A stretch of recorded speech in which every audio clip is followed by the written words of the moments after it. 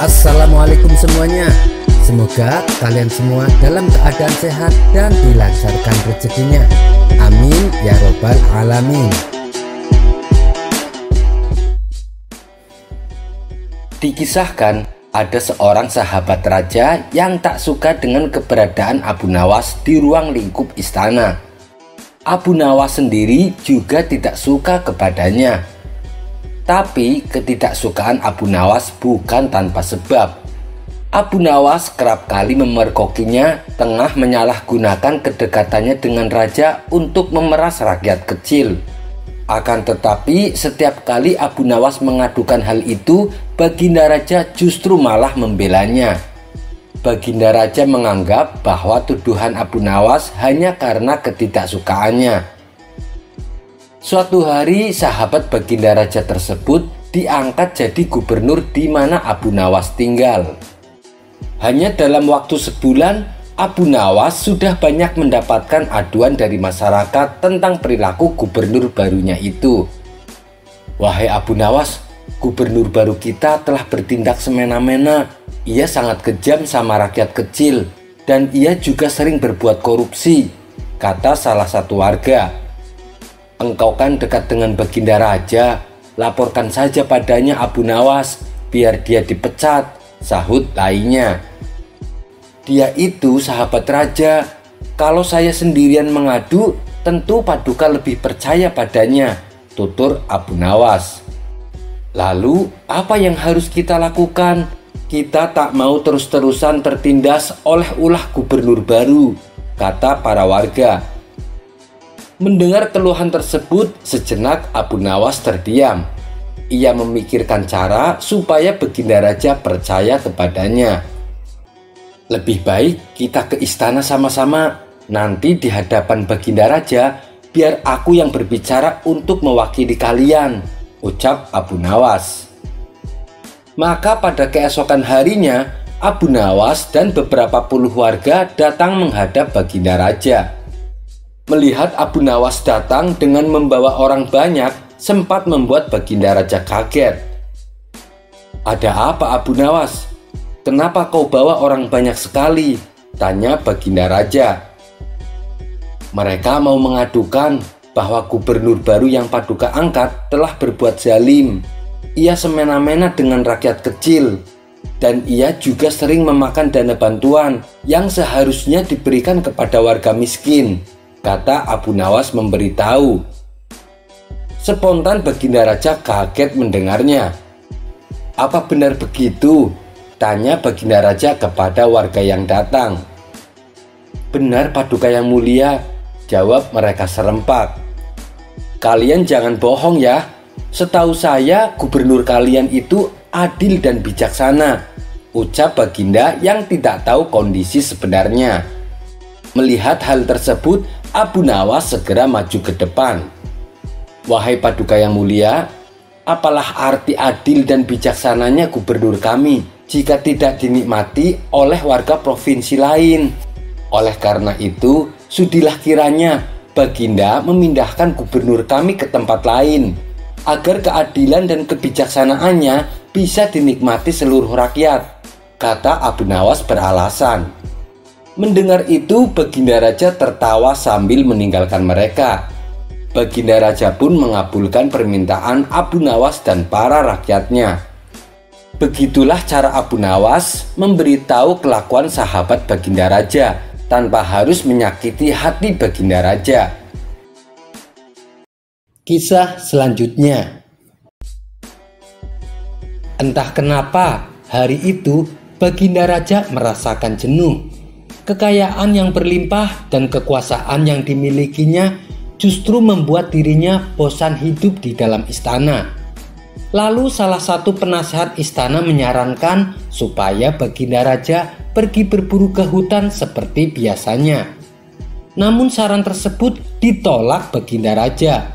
Ia beralasan kegiatan tersebut sudah sering dilakukan. Aku sudah bosan berburu ke hutan. Apa ada saran lain? Tanya Baginda Raja. Sebenarnya apa sih yang membuat Paduka bosan? Tanya balik penasehat istana. Aku bosan hidup di dalam istana. Aku jenuh dengan semua keadaan ini, jawab Baginda Raja. Oh, jadi pada intinya Paduka ingin mencari suasana baru. Saya ada ide Paduka yang mulia. Bagaimana kalau Paduka berkemah? Usul penasehat istana. Berkemah? Sama sekali aku tidak tertarik, balas Baginda Raja. Begini Paduka yang mulia, supaya kegiatan berkemah Paduka berkesan, Paduka ajak serta Abu Nawas. Nanti Paduka tantang Abu Nawas sebuah permainan. Bukankah selama ini Paduka ingin supaya Abu Nawas kalah? Ucap penasehat istana. Iya memang, tapi permainan apa yang ingin kau usulkan? Tanya Baginda Raja. Kemudian penasehat istana memberitahu tentang jenis permainan yang akan dilombakan. Ide kamu sangat cemerlang. Kali ini pasti dia akan kalah. Baiklah, sekarang juga panggil Abu Nawas kemari. Maka beberapa pengawal istana segera pergi menuju rumah Abu Nawas. Singkat cerita, datanglah Abu Nawas ke istana menghadap Baginda Raja. Selamat datang Abu Nawas. Mari, mendekatlah dan duduk bersamaku, sambut Baginda Raja. Paduka sepertinya terlihat ceria. Saya ikut berbahagia Paduka, balas Abu Nawas. Oh, tentu saja Abu Nawas, karena saya ingin menantangmu sebuah permainan. Kalau kamu menang, kamu akan saya kasih hadiah 1000 dinar. Tapi kalau kamu kalah, kamu harus memandikan semua kuda-kuda istana selama sebulan. Apakah kamu bersedia? Tantang Baginda Raja. Kalau boleh tahu, apa itu permainannya?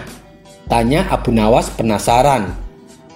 Lomba berkemah Abu Nawas. Nanti kamu dan aku membuat kemah di alun-alun. Tapi jarak kemahmu dan kemahku agak berjauhan. Siapa saja yang kemahnya didatangi tamu paling banyak, dialah pemenangnya, ucap Baginda Raja menjelaskan. Sejenak Abu Nawas terdiam. Supaya orang-orang tertarik datang ke kemahku, aku akan bercerita yang membuat orang-orang tertawa.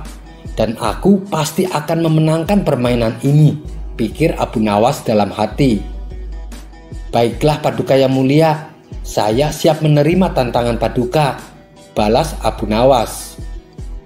Bagus, nanti malam kita langsung mulai permainannya, timpal Baginda Raja. Setelah malam tiba, Abu Nawas dan Baginda Raja mulai sibuk membuat kemahnya masing-masing. Karena kemah Baginda Raja besar dan banyak hidangan, tentu saja banyak tamu yang berdatangan. Mulai dari rakyat jelata sampai pejabat istana berbondong-bondong bertamu ke kemah Baginda Raja. Sehingga di kemah Baginda Raja terlihat seperti sebuah pesta yang meriah. Semakin malam semakin ramai orang berdatangan. Sedangkan kemah Abu Nawas yang tak jauh dari kemah Baginda Raja, tak ada satupun tamu yang datang. Bagaimana tamu mau datang? Kemahnya saja kecil. Belum lagi di kemah Abu Nawas tidak ada hidangan sama sekali. Kalau begini caranya, aku bisa kalah. Mana mungkin tamu mau datang untuk mendengarkan ceritaku. Mereka tentu lebih memilih untuk menyantap hidangan di kemah Baginda Raja, pikir Abu Nawas. Rencana awal Abu Nawas menjadi gagal total. Terpaksa ia harus memutar otaknya supaya bisa memenangkan permainan ini. Dan waktu pun sudah mulai menunjukkan hampir subuh. Itu pertanda permainan akan segera berakhir. Tiba-tiba muncul ide yang cemerlang di benak Abu Nawas. Ia lalu mengambil korek api dan membakar kemahnya sendiri. Karena malam itu angin bertiup kencang, dengan cepat api semakin membesar. Orang-orang yang sedang berkumpul di kemah Baginda Raja terkejut melihat ada kebakaran di kemah Abu Nawas. Mereka semua langsung menuju ke sana bermaksud untuk menolong Abu Nawas. Baginda Raja sendiri ikut mendatanginya. Ia khawatir dengan keselamatan Abu Nawas. Kemah Baginda Raja yang tadinya penuh dengan tamu kini menjadi kosong. Tak seorang pun yang ada di situ, karena mereka semua sedang berada di kemah Abu Nawas, termasuk Baginda Raja sendiri. Tidak berapa lama, suara kumandang azan subuh pun terdengar. "Alhamdulillah," teriak Abu Nawas kegirangan. Melihat hal itu, orang-orang pun menjadi heran. Begitu juga dengan Baginda Raja. "Hei Abu Nawas, kamu sudah gila ya? Kemahmu kebakaran, tapi kamu malah merasa senang," ucap Baginda Raja. "Tentu saja Paduka yang mulia, karena saya memenangkan permainan ini," balas Abu Nawas. "Maksudmu bagaimana?" tanya Baginda Raja kebingungan. "Lihatlah, semua tamu Paduka datang ke kemah saya," jawab Abu Nawas. Sejenak Baginda Raja mulai memahami maksud perkataan Abu Nawas. "Oh, belum tentu Abu Nawas, karena semua tamu yang datang ke kemahmu jumlahnya sama dengan tamu yang datang ke kemahku. Berarti tidak ada yang menang, juga tidak ada yang kalah," bantah Baginda Raja. "Waduh, Paduka salah menghitung. Bukankah Paduka juga datang kemari? Berarti jumlah tamu yang datang ke kemah saya lebih banyak, meskipun selisihnya cuma satu orang, yaitu Paduka Raja sendiri," ujar Abu Nawas. Untuk kesekian kalinya, Baginda Raja harus menerima kekalahan. "Kamu memang cerdik Abu Nawas," ucap Baginda Raja. Lalu salah satu kawan Abu Nawas yang kebetulan ada di situ bertanya kepadanya, "Hei Abu Nawas, apa kamu tidak rugi? Kamu membakar kemahmu sendiri hanya untuk memenangkan permainan ini." Tapi dengan entengnya Abu Nawas menjawab, "Dengar ya kawan, harga kemahku cuma 10 dinar.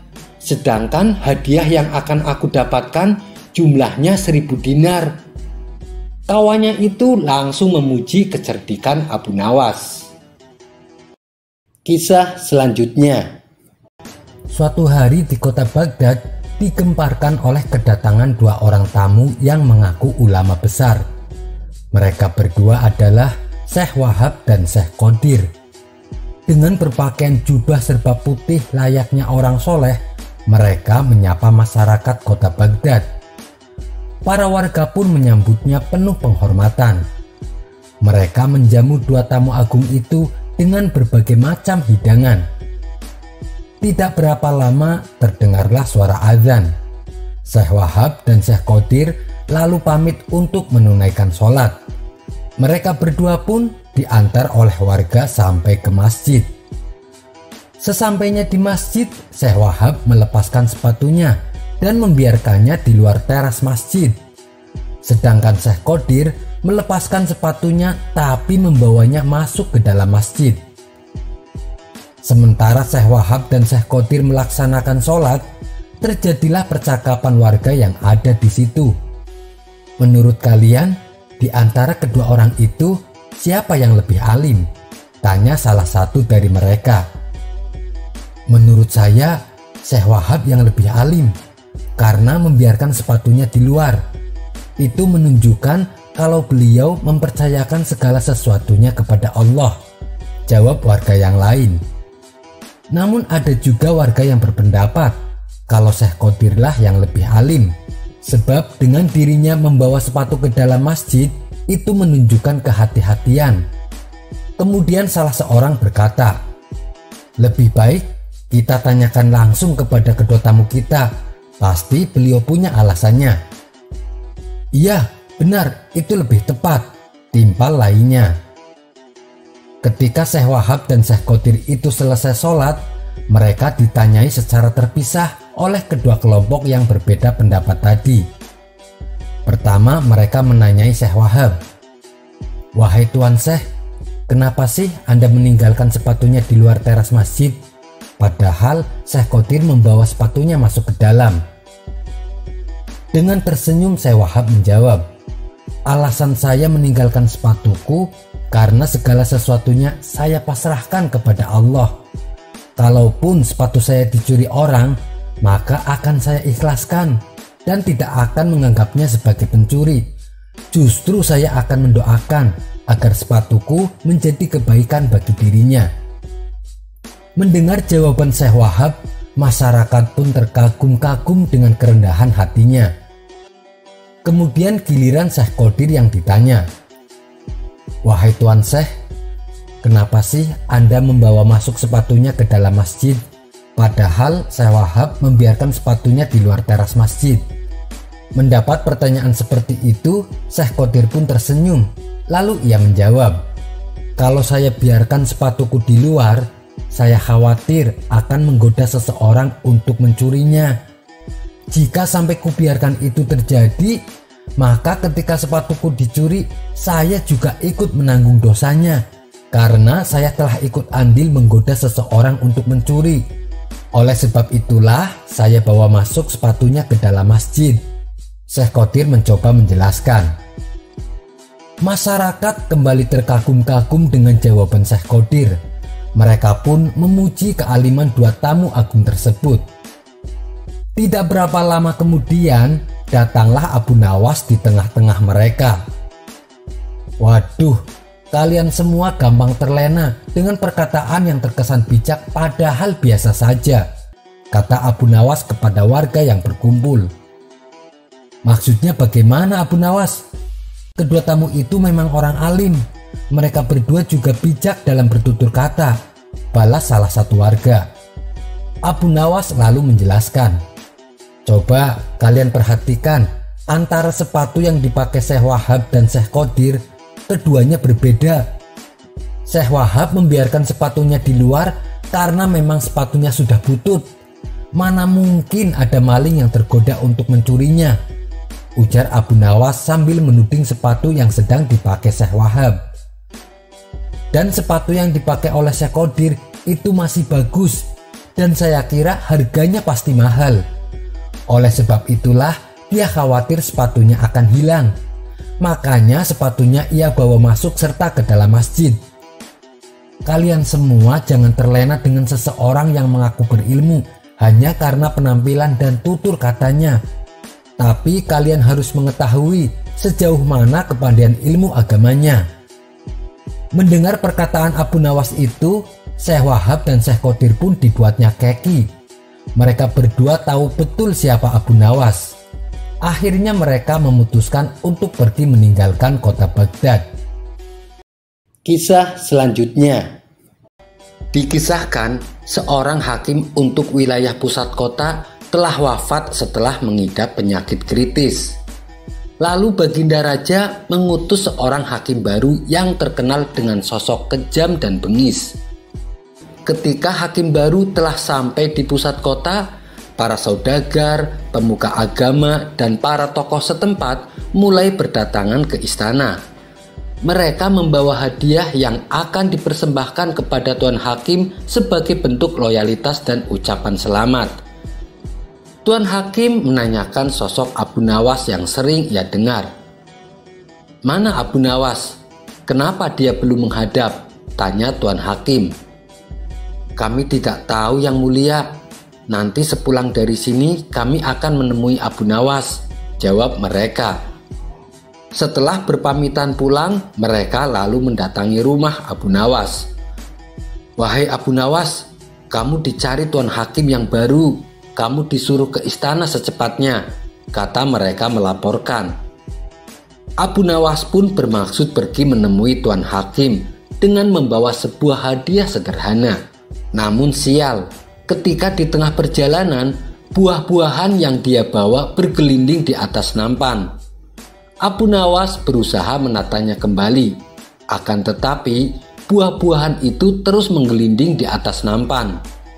Karena kesal, Abu Nawas akhirnya memakan buah yang ia bawa, sehingga hanya tersisa satu butir.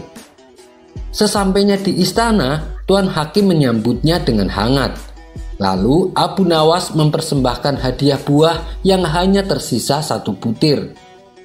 Melihat itu, Tuan Hakim pun tersenyum. Ia kemudian berkata, "Meskipun hadiahmu sederhana, namun kau berhak mendapatkan hadiah besar."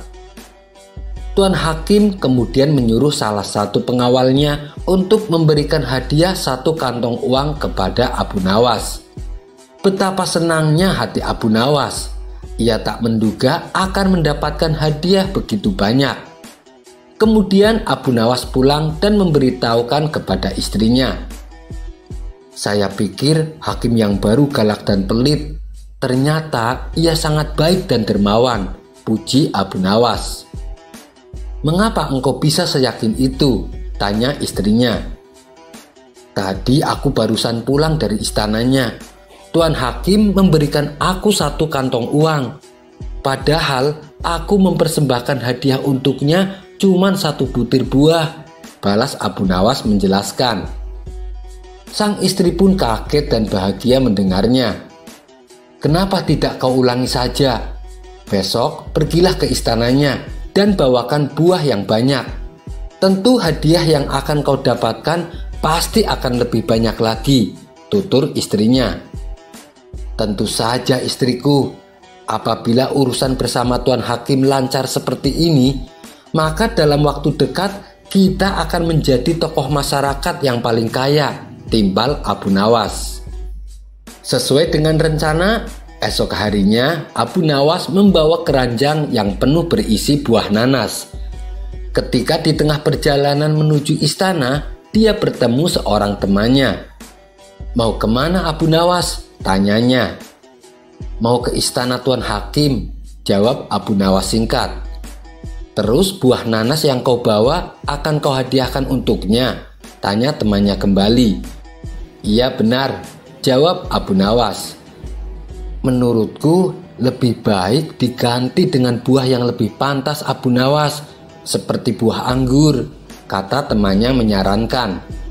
Abu Nawas pun setuju dengan usulan tersebut. Lantas dia pergi ke pasar membeli buah anggur terbaik untuk dibawanya ke hadapan Tuan Hakim. Setelah Abu Nawas tiba di istana, Tuan Hakim menyambutnya dengan hangat. Kemudian Abu Nawas mempersembahkan buah anggur yang baru saja dibelinya. Namun hadiah tersebut tidak berhasil memikat Tuan Hakim. Tuan Hakim justru malah beranggapan bahwa Abu Nawas menghinanya. Tentu saja Tuan Hakim menjadi marah. "Kamu tahu kan kalau saya paling benci dengan buah anggur," kata Tuan Hakim penuh emosi. Ia pun menyuruh para pengawal untuk melempari kepala dan muka Abu Nawas dengan buah anggur. Setiap kali buah anggur mengenai dirinya, Abu Nawas selalu berkata, "Alhamdulillah." Melihat hal itu, Tuan Hakim merasa heran. Lalu ia bertanya kepada Abu Nawas, "Kenapa kau mengucapkan Alhamdulillah, padahal aku sedang menghukum kamu?" Dengan polosnya Abu Nawas menjawab, "Sebab pada awalnya aku akan membawa 1 keranjang buah nanas. Untungnya ada temanku yang menyarankan supaya membawa buah anggur saja. Coba kalau yang dilempar adalah buah nanas, tentu akan membuat kepalaku memar dan hidungku patah. Bagaimana aku tidak bersyukur kepada Allah atas keselamatanku?" Spontan Tuan Hakim tertawa terpingkal-pingkal mendengar alasan Abu Nawas. Ia pun lalu mempersilahkan Abu Nawas untuk pulang. Kisah selanjutnya. Akibat musim paceklik yang menimpa negeri Baghdad, banyak masyarakat yang kesulitan mencari nafkah, termasuk Abu Nawas sendiri. Sebenarnya ia bisa saja menerima tawaran Baginda Raja untuk menjadi pejabat istana. Dengan begitu, kehidupan ekonominya Abu Nawas tentu tidak akan kekurangan. Akan tetapi, ia sudah berjanji bahwa dirinya tidak akan mau menjadi pejabat. Ia lebih memilih menjadi masyarakat biasa. Alasan sederhananya adalah ia takut terlena oleh gelimang harta yang suatu saat nanti akan dipertanggungjawabkan di akhirat kelak. Ia pun kini hidup sederhana apa adanya. Dan karena sedang dilanda musim paceklik, Abu Nawas terpaksa harus menjual rumah satu-satunya hanya sekedar untuk memenuhi kebutuhan hidupnya. Abu Nawas menjual rumah pada saudagar kaya. Dalam akad jual beli tersebut, Abu Nawas meminta satu syarat. "Tuan, saya bersedia menjual rumah saya, tapi ada syaratnya." "Apa syaratnya, Abu Nawas?" tanya saudagar kaya. "Saya hanya ingin setiap saat saya diperbolehkan mengunjungi paku yang menancap di ruang makan, karena itu adalah paku kesayangan saya," jawab Abu Nawas. "Oh, tentu saja boleh, Abu Nawas," balas saudagar kaya. "Baiklah, kalau begitu saya bersedia menjual rumahnya kepada Tuan," ujar Abu Nawas. Singkat cerita, rumah Abu Nawas kini ditempati oleh keluarga saudagar kaya. Beberapa hari kemudian, saat jam makan siang, Abu Nawas mendatangi rumahnya yang telah dijual. Ia masuk ke ruang makan hanya untuk melihat paku kesayangannya.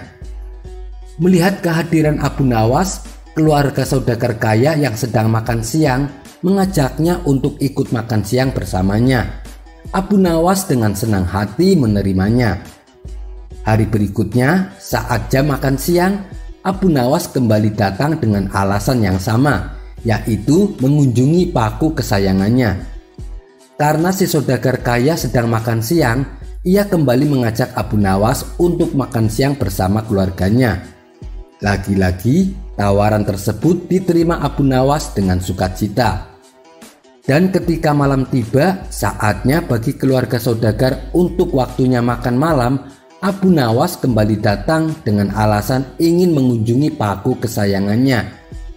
Si saudagar yang sedang santap makan malam bersama keluarga kembali mengajak Abu Nawas untuk makan malam bersamanya. Abu Nawas dengan senang hati menerima ajakan tersebut. Karena seringnya Abu Nawas datang pada saatnya jam makan, membuat keluarga saudagar tersebut merasa jengkel.